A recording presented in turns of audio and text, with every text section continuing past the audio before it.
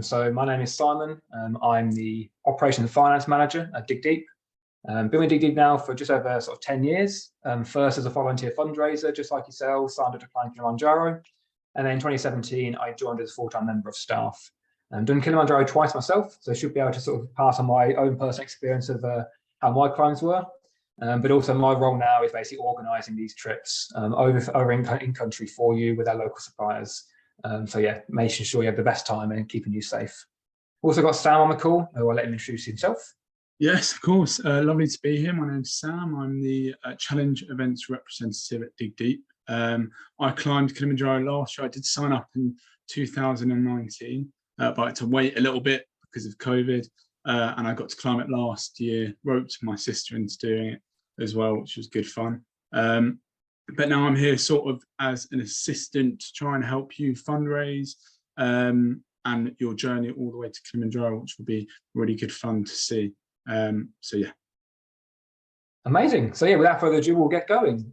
So again, thanks for coming. We're going to take you through a short presentation covering the charity, around the challenge as well, and then a little bit about fundraising and how we support you through the process as well at the end. So to start off with, if you didn't know already, we are a charity first and foremost. So the charity itself was formed in 2007. And then in 2011, we set up Dig Deep Challenges, which is our not-for-profit trading arm. And effectively, we run all these challenges in-house to raise money to achieve our charitable objectives over in Kenya. So since 2011, we've now taken over 2,000 people on these challenges. And so obviously can't wait for you to join us hopefully next year as the next cohort. So as part of this, you have a fundraising target of £2,950. Now this money is a pure split between 50% going to the charity donation and 50% going to your in-country trip costs. So as we are a charity organising these trips, there is no profit made by us running these trips. It's purely a 50-50 split between the charity donation and your in-country trip costs, which I'll explain in more detail further down in the presentation in terms of what is included within this £2,950. But you're welcome to fully fundraise this target along with our support, which Sam will cover later on. Or you can part self-fund and part fundraise, or you can even fully self-fund if you just want to treat this as an opportunity, a bit of a nice holiday and a bit of a challenge for yourself. Some people choose to just fully self-fund this amount.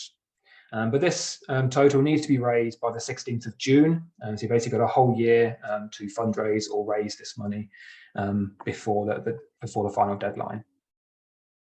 Now, I'd love to be able to obviously take you through first what you're going to be making possible in Kenya by taking on this trip.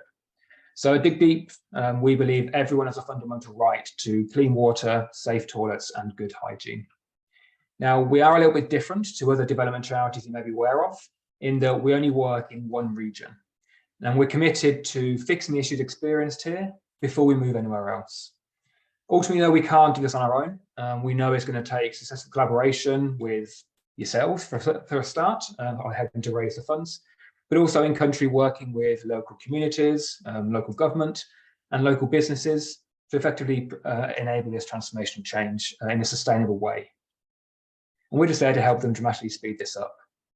So this is the region where we work. It's a place called Bomet County in the southwest of Kenya. It's a beautiful rural county, home to approximately 1 million people, but it is one of the most underserved and least resourced areas of the whole country. So this is the reality at the moment for people in Bomet. So 2 out of 3 people don't have access to clean water. Just over half don't have access to a safe toilet. And children just don't receive the basic hygiene education that we take for granted here in this country. So in terms of the use of soap, washing your hands, for example, it's not learned at school and then it isn't obviously transferred through into later life. So what we do is we work with local communities and local businesses, local government, to firstly implement projects on the ground. So these can be large-scale water projects in terms of rainwater harvesting or spring protection schemes, provide that reliable and clean water source.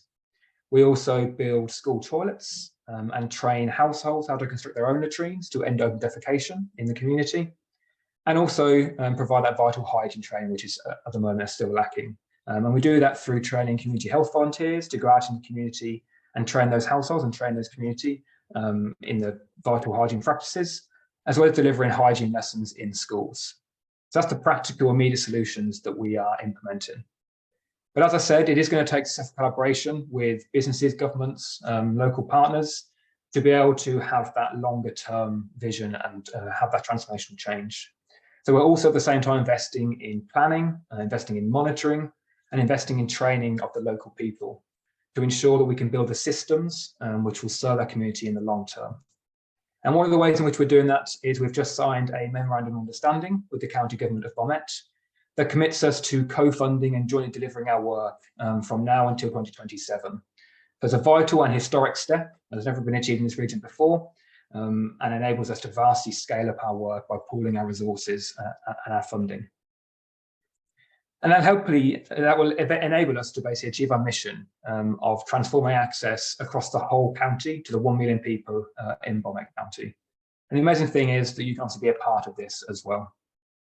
So this puts it into perspective from your point of view. So for just £50 of your fundraising, that is equivalent to 1,000 litres of clean water storage at a school in Kenya. So you can just imagine the impact that you can have by taking on this fundraising and this incredible challenge.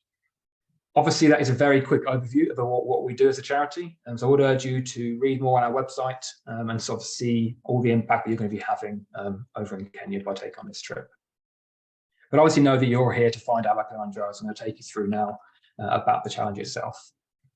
So firstly, to secure your place on the trip, we will ask you to pay a registration fee, which is £395 in total.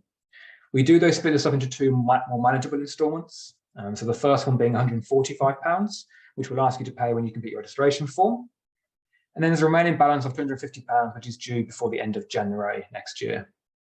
There are ways, though, in which you can reduce this remaining balance. One way is obviously by being on this call.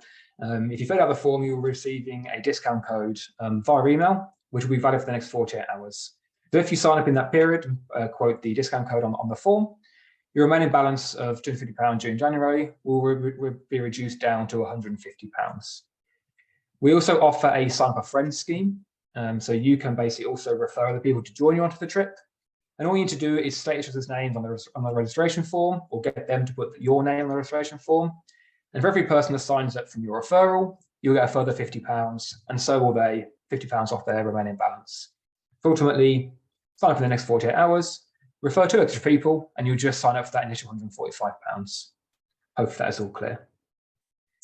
Then we've got your fundraising target. So I've obviously mentioned already it's £2,950 in total, and that is split straight down the middle with the first 1475 going straight to accelerating access to clean water in Bomet County. And the second 1475 covers your in-country challenge costs, which you can see listed out here on the screen. So that's everything associated with your climb in terms of your support staff, your tent and sleeping mats, so the equipment that you need on the mountain itself, all your communal camping equipment. You've got your food and water for the entire trek, prepared by some amazing chefs. You've got your entrance to National Park as well as your hiking permit. And aside from that, you've also got your in-country travel. So we have airport pickup options. We also provide all ground transfers private on buses between the accommodation and the mountain. And you've also got the accommodation for a night either side of the challenge as well. So that's all the practical things. You've also got an amazing support team as well alongside you. So we have expedition medics within all of our climb groups. So some providers may have a medic stationed at one camp on the mountain to give you an assessment along the way to the summit. You will have a medic stationed with you within your climb group right from day one all the way to summit and back down again. So any medical issues that you need assistance with along the way, you've got a dedicated medic there to support you. And on top of that, we also have a medic stationed in Moshi. And that is the closest town to the base of Kilimanjaro where you're going to be stationed. So any issues you have before or after your climb, you've also got a UK doctor there with you who you can sort of go up to and prevent you from having to go and pay for sort of private hospital visits over in Tanzania as well. So a huge support team behind you, and all of that is covered within your fundraising target itself. We will release your exact trip dates at the start of December once registrations have closed, but there are complete flexibility between these dates as well. So if one of the days that doesn't work, you can simply request to move to a different date. It is going to be a 6-day climb, which Sam is going to take you through in a second. But across those 6 days, it will be approximately 66 kilometers in total that you will cover. But for now, I'm going to hand over to Sam, who's going to take you through the climb. So as I mentioned, he actually climbed this last year, so definitely perfectly placed to take you through exactly what he experienced and also what you could be experiencing next year as well. So over to you, Sam. Lovely stuff. Well, welcome to your virtual video run through of your day-to-day on the mountain. That mountain, of course, being Kilimanjaro, or the roof of Africa. It's got a peak with just under 6,000 meters above sea level. You can see all the high fives there before you start your climb. You will be taking the Machame route. It's a 6-day trek, 4 days up, 2 days down. I can remember my anticipation at those gates there, quickly forgotten, I might say, by the teeming wildlife of the rainforest. This route has various ecological zones and a real mixture of scenery. As you can see, by day 2, you are already in the clouds. The frosted shreddies were well tucked into by now, and no bowl since has lived up to what it was like with those kind of views. Absolutely incredible. And at the end of each day, you will reach your campsite, often golden by the glow of the sunset. Your bags and tents will have been carried by the powerful porters you'll see en route. Their ability to overtake you is absolutely unbelievable. You also get 3 freshly cooked meals a day, where the cooks can cater for any dietary requirements. We had many veggies and even a vegan in my group. But there were great ratings all around. The soup starters, in my opinion, are to die for. The second and third servings to live for. And what's lovely is the guides and crew will join you, sort of teach you games, play cards. The only thing to bet was food. And I still think about that packet of bourbons that I lost. I don't want to sound like a sore loser, but there were definitely some cheating people going on there. On day 3, you'll climb up to Lava Tower, as you can see there, before descending back down to Branco Camp after lunch, following the principle of climb high and sleep low. This will allow your body to acclimatise and prepare for the summit. And this really does improve summit success rate, which sits at 90% overall in all the years we've been doing it. I don't want to brag, but it was 94% last year, which is when I did it. You also get the chance to tackle Branco Wall, as you can see there, the kissing or hugging rock, and it's a real scramble. My favourite day by far, and a chance to snap some awesome shots at the top. To those budding photographers of the world, those snapshots, though phenomenal, no doubt, are never as close to the real thing. A very bittersweet moment, as you can see with the stretch of stars in these photos. I've never seen so many. Damn you, UK light pollution, because I would take a night under these bad boys any day of the week. And it did make those late night chats and toilet trips a real giggle. And those stars will surround you on a very special summit night, where you'll start your hike around 12 a.m. I can remember those moving headlights of the climbers above looking like wobbling stars, but no amount of wishing got you there faster, trust me. It is long, it is hard. You'll be hugging those shreddies and bourbons that I mentioned, and it will test you, both body and mind, leaving you at times short of breath and exhausted, as you can see with Paige here. But don't worry, Paige, we're nearly there, you can do it. Because for the summit, we do have the provision for one support crew member for every climber, giving you that one-to-one help that you might need to take it to the top, and that's the top right there. And this is a static glimpse of the top.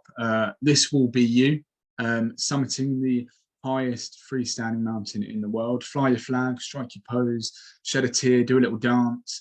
You'll be doing it alongside that very special group of climbing companions that were there from the very beginning. I was part of a group huddle of 26 people, and I rank it higher than any rugby or football huddle team talk I've ever been in. But one of the poignant things I will always remember from this day is when one of the head guides, Conrad, a fabulous man, said, "You've done it, but if I could say one thing, this mountain is a part of you, your history, and now you're a part of it." And I think that's a very powerful message to share, that what you do builds the bricks of who you are. And when you meet people and they learn about you and your history, what a page turner. And I thank all of those guys and the entire crew for just being the best. Amazing. Yeah, so hopefully Sam's taken you through there, obviously his experience and also what you can be experiencing next year. He's touched on that a little bit, but we know from all these years of doing these trips that it is the local people, your local support crew and ground staff who make your experience what it is. We're really lucky, and we've worked with our 2 trusted long-term suppliers, African Scenic Safaris and Tractor Kili, since 2015 now. So really 2 amazing companies. I'd usually check them out on TripAdvisor. They are 2 of the best in the business, and they give our groups an amazing experience. Now, I want to flag, it's important that you know that there has been a history of exploitation of support crew on Kilimanjaro. But our approach is all about not running these trips if anyone's going to be adversely affected by us doing so. And it's this approach that's led to us being awarded the Partner for Responsible Travel status by KPAP, or Kilimanjaro Port Assistance Project, who are a local NGO fighting for the fair and ethical treatment of mountain crew to basically eliminate this exploitation of support crew. And African Scenic Safaris and Tractor Kili, like us, obviously very proud of this association with KPAP. We would urge you that if you are going to climb with us or in the future, only do so with a KPAP registered company, so we can eventually eliminate this unfortunate sort of aspect of Kilimanjaro climbs. But ultimately, it's going to reflect back on your experience by climbing with us and a KPAP registered company, because we believe, and I'm sure you'll see as well, that for the crew to be able to look after you and give you the best experience, they first need to be looked after themselves and obviously enjoy the experience that they're doing. And by God, do they make sure that you enjoy the experience. Now, on the climb, there will be roughly 3 crew members, for every 1 of you, and they'll be doing everything that you can imagine. So you have a team of porters who'll be carrying your main trekking bag. They'll be setting up your camps, like Sam said, ready for when you arrive at camp. So there's no filling with tent poles or anything like that when you arrive at camp. You'll also have some chefs preparing some amazing food, and then you'll have your guides. Now, your guides are qualified mountaineers with years of experience, and they've taken thousands of kilometers just like you to the summit of Kilimanjaro and back down again. Now, both me and Sam actually had the same head guide when we did our climbs, Jeffrey, who has climbed over 600 times and has actually started to lose count now of how many times he's done it. So you are in incredibly safe hands. Now, it is customary to tip the support crew on the mountain, and then we follow the KPAP's recommendations of tipping amounts, which is $150 to $180 per climber. Now, obviously, like I said, this does sound like a lot of money, but as I said before, there'll be 3 crew members for every 1 of you. So obviously, all this money is pulled together and then spread out in a tipping ceremony, which you've just seen on the screen there, to say thank you to each and every single one of the crew members who's helped you get there. And as you can see, they provide with an amazing experience. And like I said, it is they make your experience what it is overall. It's a perfect way to sort of bid farewell to the mountain. Now, I've obviously spoken a lot, and so has Sam, about our experiences, but I'd like you to sort of hear some more of our participants. And this is just them coming straight off the mountain and so going through exactly what it was like for them. Climbing Kilimanjaro was probably one of the best things I've ever done. I knew it would be good, but my expectations were blown out of the water. Climbing Kili is something that I will never forget, and it was just breathtaking in like all sense of the word. It was very, very challenging, but also very worthwhile. It was amazing. And it was brilliant. It was one of the best experiences I've ever had in my life. Probably one of the hardest things I've ever done, but getting to that top, it's the best thing you'll ever do. It was really tough, but an amazing experience, and you'll definitely love it. We just want to say thank you to everyone that helped us get up, because we were helped. One of the best experiences you'll have. The porters help you in so many different ways. They've gone above and beyond, and to the point they were carrying our bags at some point if we needed to. And the food has been good as well. A thank you to the porters, to the guys, to everyone who got us up there. There's no way we could have done it without you, and I'm so grateful. It was so good. I can't recommend it enough. It was truly incredible. Asante Sana. And that leads me on as well to the other things you can do as an add-on to your trip after Kilimanjaro. So it really can just be the start of what East Africa has to offer for you. So our suppliers organise some amazing value packages which you can add on to your trip after your climb. And these can form your classic African safari. So head into Tarangire National Park or one of the other amazing national parks around the region, where you can spend a couple of days or extend it into a more sort of lengthy safari, depending on whether you've been on a safari before or not. And these are some of the photos that our participants have taken in previous, so you can see how up close and personal you can get to these amazing animals. You can then go on to Zanzibar, which is effectively island paradise, as you can see. Our group stay at a place called Palumbo Reef Hotel, which you can see at the top right here. Stunning resort, as you could imagine, and then the crystal clear blue waters just overlooking the horizon there. You can also do some day trips at the hotel, can organise some excursions for you, so things like snorkeling, swimming with dolphins. You can go to a place called Prison Island, where there's a giant tortoise sanctuary. So much you can do on this island to sort of round off your sort of total East African experience. Now, we're not involved in organising these are purely put on by our partner suppliers, but they've been doing so since 2015, sort of know exactly what it takes to sort of organise these trips for you. Now, I have spoken about them already, and hopefully this video will work with sound, but rather than sort of talking about them, I'd be grateful to sort of introduce you to our partner suppliers, both two local Tanzanian companies you'll be supporting with the local staff, and hopefully this video will play and you'll be able to sort of hear directly from Simbo and Isa. This is Team Dig Deep Tanzania. Yeah. We welcome you all. Hello everyone, I'm Simbo Natai, Managing Director of African Scenic Safaris. My name is Isa. I'm the founder and owner at Trek to Kili Company Limited. I Trek to Kili and Africa Scenic, we are both partners with Dig Deep for all your climbs and safaris as well here in Tanzania. Yes, we are looking forward to welcome you to Tanzania and make sure you're gonna have the best time over here.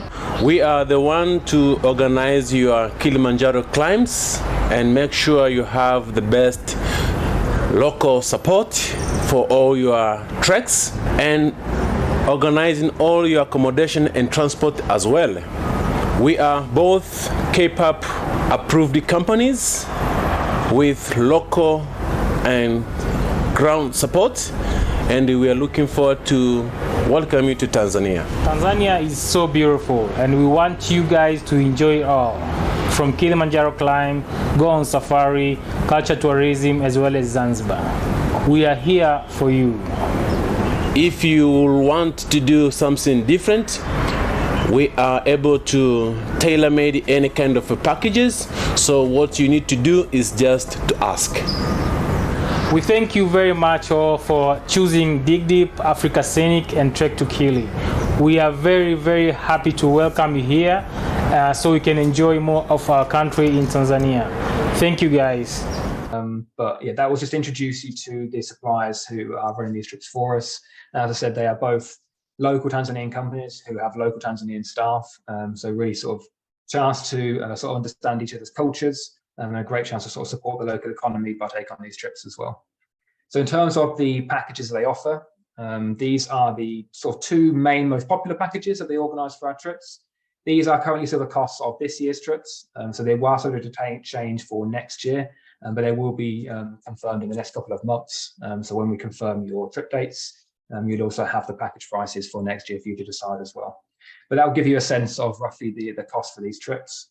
As I said, they can also organise bespoke trips. So if you're keen to do a particular safari, like through the Serengeti, for example, which isn't offered here, you can simply pop them an email and they can put together a bespoke package for you on request as well. So it's super flexible and they're happy to sort of organise anything that you're keen to do. You don't have to pay for these packages up front. So all they ask for is a $200 deposit, which is payable before the end of May. And the remaining balance is just due in country when you arrive all year to sort of earn that money. If you want to do a package, just again to make it nice and flexible and sort of accessible for everybody to take on this if they want to. Just a few other additional travel costs, which just to make sure that you're aware of. So as you may be sort of understood already, flights are not included in the prices. So these are booked by yourself. But we do sort of recommend the options through our partner Trail Finders. So they will release the recommended options for our trips to fit in with the itinerary. And it's a really simple booking process to go through those as well to make sure you can make it nice and easy to get those flights all booked for you. In the region of around sort of £1,000 is what they have at the moment. We're hoping they're going to come down a little bit. And obviously, depending on when you book them, the sooner you book them, the better prices you can get. And obviously with the standard trip of this nature, you have your travel insurance, visas, vaccinations to go to Tanzania, which are other sort of costs to be aware of within this trip. Now, before I hand back to Sam, just to cover a couple of other aspects. So we completely understand that you're trying to plan your time for basically a year in advance. And obviously plans can change. So we try and build in flexibility within our program to account for this and give you that sort of safety net, to give you sort of that aspect that if you do have plans changing, you're not going to be tied into something and sort of losing out on any money. So ultimately, to start off with, we have a 14-day cooling off period. So if you sign up and then for whatever reason change your mind, you have 14 days to basically request a full refund.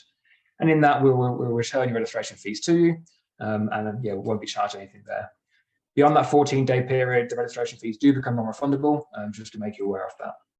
But after that, we also have our free deferral assurance policy. Now, this is one of the most comprehensive deferral policies in the market. Basically, we offer you the option to move your trip to the following year for any reason and with no charge, as long as you request this before the final fundraising deadline on the 16th of June. In this instance, any fundraising you've done so far will carry over. We won't increase your fundraising target by deferral from 1 year. And we'll simply just move your fundraising deadlines in line with your new trip date. So it just gives you that flexibility that if for whatever reason something pops up, like a clash of dates with like a family wedding, for example, or a change of job and you can't get the time off, you can simply just move that to a following year, and you can basically just carry on and fundraise over the 2 years instead. And finally, I just want to introduce you to an opportunity that is also available at the moment as well. So we are still looking for some volunteer team leaders to basically lead a team on this challenge next year. This is a great opportunity to gain a bit of leadership experience within sort of the third sector by being an ambassador for Dig Deep. You'll be responsible for inspiring and helping us to recruit new fundraisers to join you on the trip, and then helping us to support them through the year in their fundraising to make sure we can ensure that everybody achieves or even exceeds their fundraising targets there. As part of the team leader role, you will not have to pay any registration fees. There's the opportunity for discounted travel, and there's also the opportunity to visit our projects in Bomet County prior to your Kilimanjaro climb. So we organise a project visit trip for our team leaders where they can go and see firsthand the projects that their fundraising has helped to fund. So you can really get the sense of what you've actually made possible in Kenya. It's an amazing opportunity. If you're interested in finding out a bit more, simply scan the QR code on the screen. That will take you to the leader team page on our website, which you can also find from the homepage. And that'll give you a little bit more information about what it all entails. And obviously, you can also then submit your application form to take on that role as well. But for now, I'm going to hand back over to Sam, who's going to take you through the fundraising section. Yes, I'm back. Fundraising. Well, it's got the word fun in it, and it's got the word raising. So by definition, you will have fun whilst raising, I promise you. When I did it last year, I hosted a series of themed quiz nights at the pub my sister and I worked at. I also ran a charity football match at the school I used to go to. But it's important to remember it's what you make it. What I did will be completely different to you, and what you do will be completely different to everyone else. So please tap into that creative side of yourself. What hobbies or interests sort of do you have that you could utilize? Pulling on those connections and circles around you. Be brave, be different, make it weird, make it wonderful. And by doing so, you are adding to the breadth of hard work we have seen by so many over the years. To hijack the famous words of Sister Sledge, we are family. I'm not going to sing it, but we are family.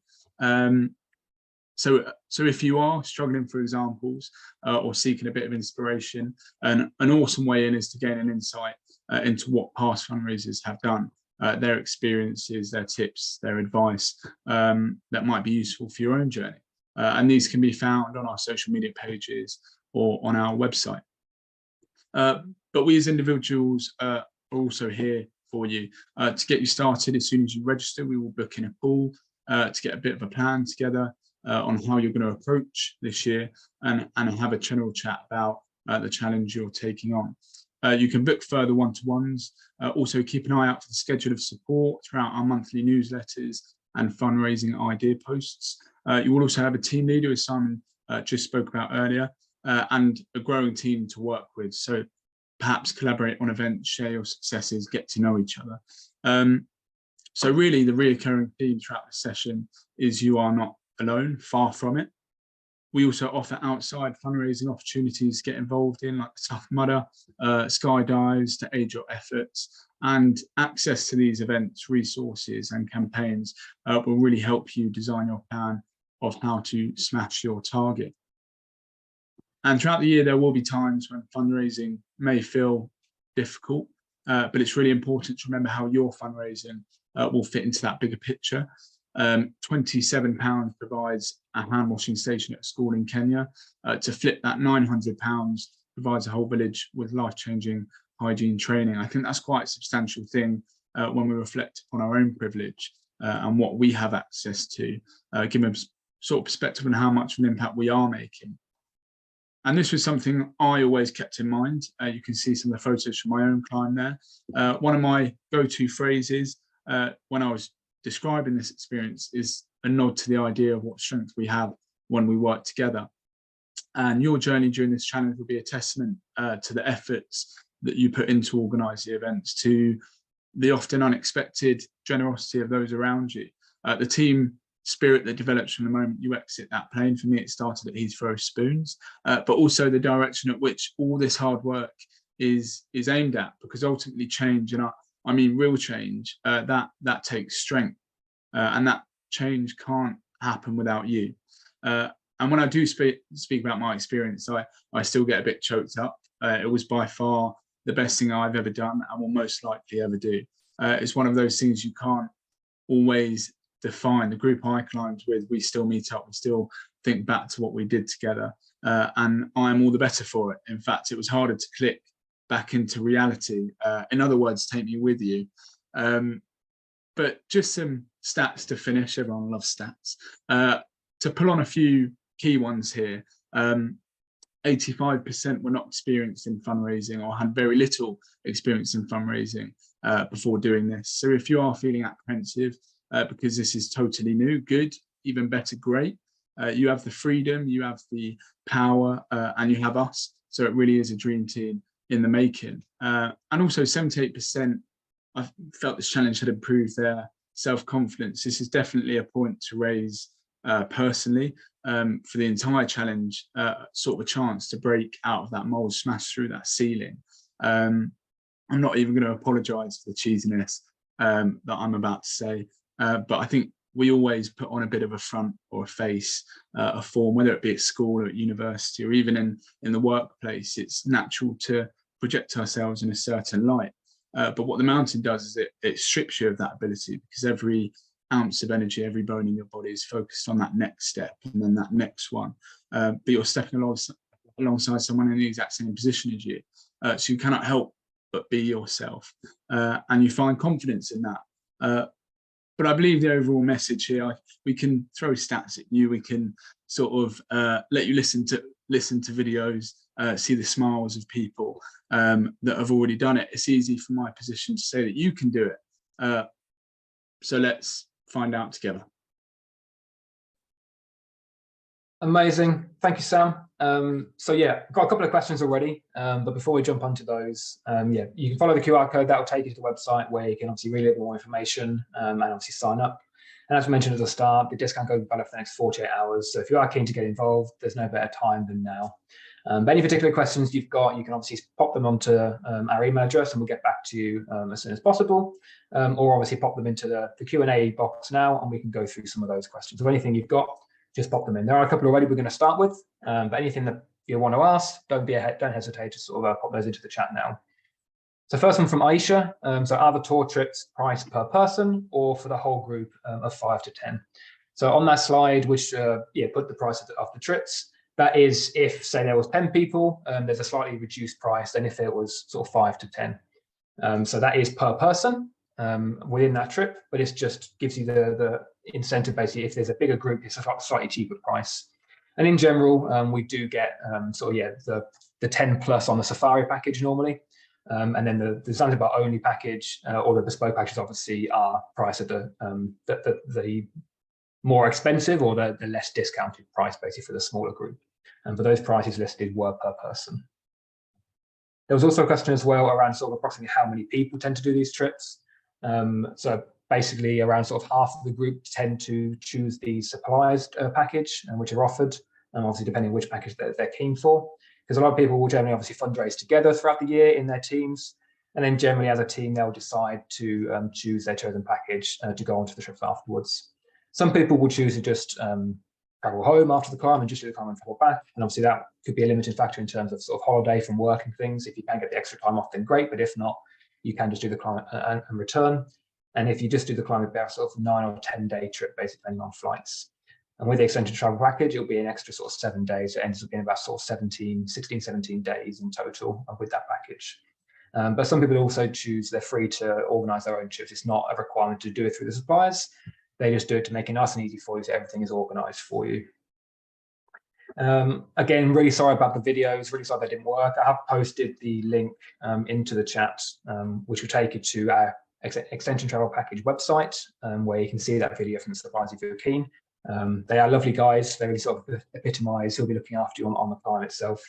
So yeah, do take a little look, and yeah, they'll introduce themselves and what they're sort of responsible for throughout that. Another question which we had was around altitude sickness. Yeah, very common question that we get. Generally, everybody will suffer with a bit of altitude sickness. Obviously, the severity of it will range significantly. In general, the vast majority will have sort of headaches. They will suffer with a bit of nausea or feeling of sickness and maybe struggling sleeping. Everybody will experience something like that, particularly when you get sort of 5,000 meters up above. And then obviously a few people may suffer a little bit more, which you can't really prepare too much for it. But as I said, there's an amazing support team behind you. So you've got your medic there every day at the mountain who's going to be doing medical checks, checking your oxygen levels, everything like that throughout to make sure that you are safe to continue. And also, like I said, your head guides are extremely experienced in spotting signs of altitude sickness, how to treat it. And if it gets to the point where they don't think it's safe to continue, you'll basically then just be escorted back down the mountain by a team of guides. And then you'll be met at the gate by your medic as well. So you will not be put in an unsafe environment. Our team are incredibly experienced at supporting all of our groups. But as we've said, we have a success rate of 90% across all of our climbs, and 94% of people took on the climb last year, all achieved the summit. So it's entirely achievable by managing the altitude sickness symptoms as best we can. But obviously it is wise to be sort of conscious of the fact that you will suffer from some sort of symptoms. Hopefully that answered your question and I wasn't babbling too much. Any other questions from anybody at all? So in terms of training, yep, Dan, no problems at all. So this is always a difficult one to answer, sorry. In terms of the mountain itself, obviously it is going to be physically challenging, but it is as much a mental challenge as a physical challenge. You're going to be walking at a very slow pace. The guides are very adamant that you will not be passing the lead guide setting the pace for you, so that you can acclimatize your body as you're going. So that means that you're not going to be physically challenged from like a cardiovascular point of view, but obviously you are going to be walking for 6 days straight for sort of an average around of sort of 8 hours a day, carrying a backpack of roughly sort of 5 to sort of 7 kilograms. So you just need to get used to walking for long periods of time. Obviously, the more walking you can do in preparation, to train your legs, train your feet, train your back, to getting used to just being on your feet for that length of time is the best training that you can do. So a lot of our groups will tend to go and do sort of Ben Nevis or go and do Snowdon hikes, walk around the Lake District as a team to develop their bit of training that way, a bit of a social aspect as well. And you can combine that with fundraising activities. But at the same time, just doing some good strengthening work in your legs. There will be times where it is going to be quite steep. So doing some stuff in the gym for leg strength on the stepper is obviously going to be a great one. We do have a training plan set by a personal trainer who did the climb last year on our pre-departure information. So you'll have access to that you kind of follow, which is basically like a gym workout where you can follow a gym training plan. But ultimately, like I say, it is as much a mental challenge as a physical challenge. So as long as you've got a good general level of fitness and you're comfortable walking for long periods of time, then it's just that inner belief and mental strength basically just keep on walking for the 6 days and you'll be able to achieve it.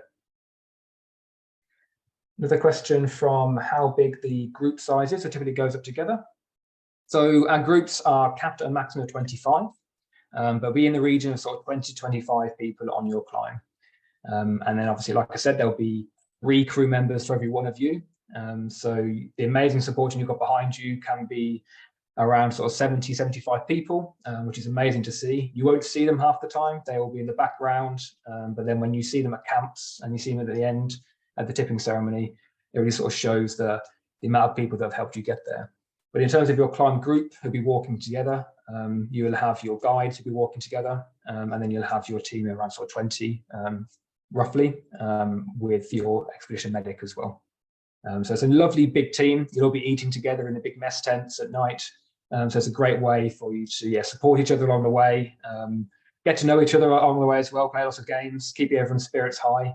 And it's that great team environment that I think also contributes to our success rate of being sort of over 94%, because you really sort of do motivate each other to keep on going, and then you celebrate at the top together as well. So it's a great team environment, and it really sort of increase the enjoyment of the whole experience, for sure. Another one. So one from Dan. So regarding kit we need ourselves, is there anything specialist we need, or do we get this information later on? I've seen some videos online talking about the need for insulated 300-pound plus mountaineering boots. So you don't need any specialist equipment. So Kilimanjaro is a hike rather than a mountain. So you do not need mountaineering experience. There's no ropes required or anything like that. It is just trekking gear. I would recommend a good pair of walking boots, but 300 pounds does seem a little bit excessive. If you've got a good pair of sort of walking socks to go in there, which are insulated, then as long as you've got a comfortably worn-in pair of walking boots, which you've done a lot of training in, and they're not brand new that you're going to take onto the climb straight away, you'll be good. So anything, you can get stuff from Mountain Warehouse or anything like that, or you can even borrow some boots and wear those in from a sort of family member. Things that you will need, so that you may not particularly have, will be like a big warm coat, like a ski jacket is essential, which is waterproof and windproof. And you will need a sort of duffel bag or a backpack, which the crew will carry, around sort of 65 to 80 litres in size. That needs to be soft. It can't be a suitcase, obviously, so it needs to be a soft shell bag. So if you don't have those things, then they're the things that you're going to need to have, as well as a good pair of walking boots. But everything else is generally just stuff you'll be using for your own sort of physical training and things like that. So just athletic gear. You will need some thermals, and obviously it will be cold. So those kind of things that you need, but you can just layer up with those layers to keep yourself warm. There is a full kit list that you'll be provided with by our suppliers. And if you don't want to buy any of this kit, the suppliers also have some amazing sort of stuff that you can hire in country. Some people have hired everything they need when they get in country, so you haven't actually bought anything. That is possible, and the kit that they give you is really good quality. So if you're thinking this might not be something that you're going to do again, it could be a bit of a one-off, you don't want to buy these things, you can hire everything you want to in country. And I'll pop the link into the chat so you can actually see the full information that you get. So I'll pop this in. Where are you gone? So this is our pre-departure website. On there, you will find everything from preparing for your trip from a training point of view. You will find the full kit list. You'll find the full kit hire list with prices as well. So you can see everything that you can hire. You will see it's great value, and it's also great kit as well. So have a little look on that link, and it'll give you all the information that you need to sort of prepare and think about if you're keen to get involved. But hopefully that answered your question. Is there anything else which hasn't been answered that anyone's keen to ask before we round up? I think just one more, and can we rent those things? Was that covered, Simon? Sorry. Yep, so that's the thing I've just shared. So the kit hire prices are in there. So all the kit that you may want can be hired in country. We're just going through that process for this year's climbs now. So it's a simple, fill out a form, and then all the kit will be there waiting for you when you arrive in Tanzania. And then you just, collect those items when you arrive. Okay, doesn't seem to be anything else. So as I said, if you do have any questions you don't want to ask now, you can pop those over to us on email, which is on the screen right now. And there's also an FAQ on our website as well, if you have any questions that you may just want to sort of find the answers from yourself. But hopefully we've answered everything. And have a great evening, guys. Thank you for attending. And if you have any questions, do get in touch. And we look forward to working on the trip. Thank you very much, guys.